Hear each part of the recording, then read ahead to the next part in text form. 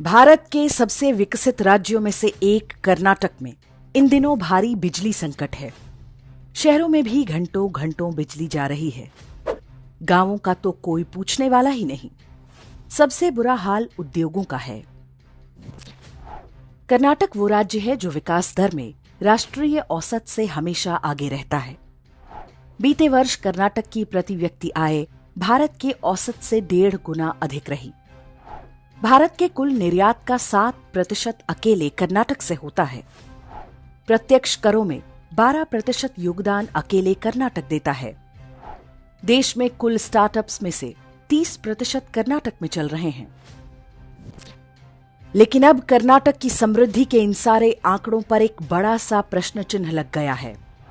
बिजली नहीं है तो औद्योगिक विकास की बातें करना भी व्यर्थ है। तो अचानक ये स्थिति कैसे पैदा हुई? मई 2023 में कर्नाटक में विधानसभा के चुनाव हुए। कांग्रेस की सरकार बनी। कर्नाटक में सब ठीक ठाक चल रहा था, लेकिन अचानक लोगों की मति मारी गई। चुनाव में कांग्रेस ने मुफ्तखोरी के ढेर सारे वादे किए और लोग झांसे में आ गए।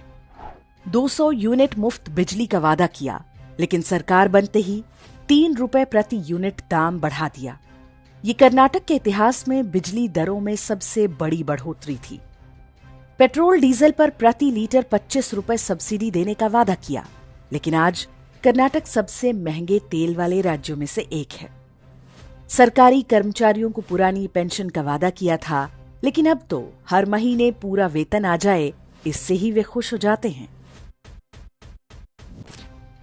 कोई अच्छा भला राज्य किस प्रकार अपने ही पैरों पर कुल्हाड़ी मार लेता है, कर्नाटक उसका आदर्श उदाहरण है।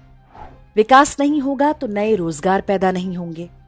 जो प्रदेश देश के दूसरे राज्यों के युवाओं को भी धन कमाने के अवसर देता था, वहां के युवाओं को रोजगार के लिए पलायन करना होगा। सोनिया गांधी की अघोषित नीति के अनुसार धर्मांतरण गिरोहों को फिर से खुली छूट मिल चुकी है। पीएफआई जैसे प्रतिबंधित मजहबी संगठनों की गतिविधियां बढ़ रही हैं।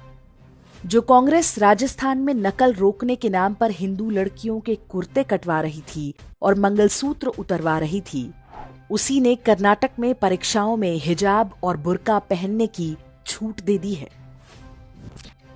ये कहानी केवल कर्नाटक की नहीं है। एक के बाद एक राज्यों की जनता कांग्रेस के झांसे में आकर अपना और अपने बच्चों का भविष्य चौपट करती रही है। वर्ष 2018 में मध्य प्रदेश में कांग्रेस की सरकार बन गई थी।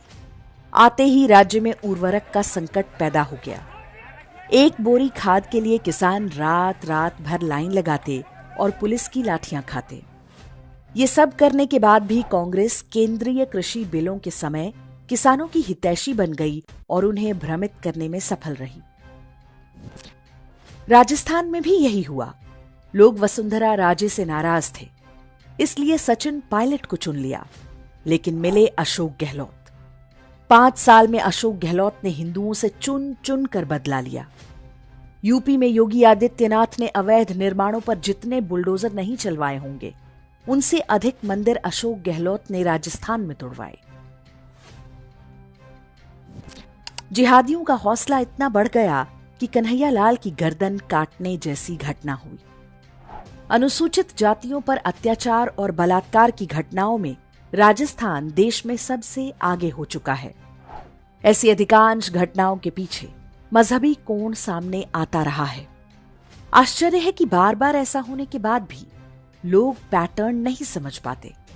कभी छोटी छोटी शिकायतों तो कभी जात पात जैसे कृत्रिम विवादों के कारण हिंदू बंट जाते हैं, और जब जब हिंदू बंटता है तो उसका कटता है पॉकेट भी और गर्दन भी।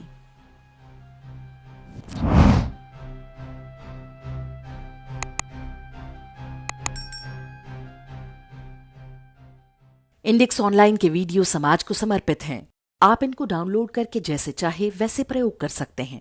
चाहे तो आप हमारे टेलीग्राम चैनल से जुड़ सकते हैं। वहां सारे नए पुराने वीडियो आपको मिल जाएंगे।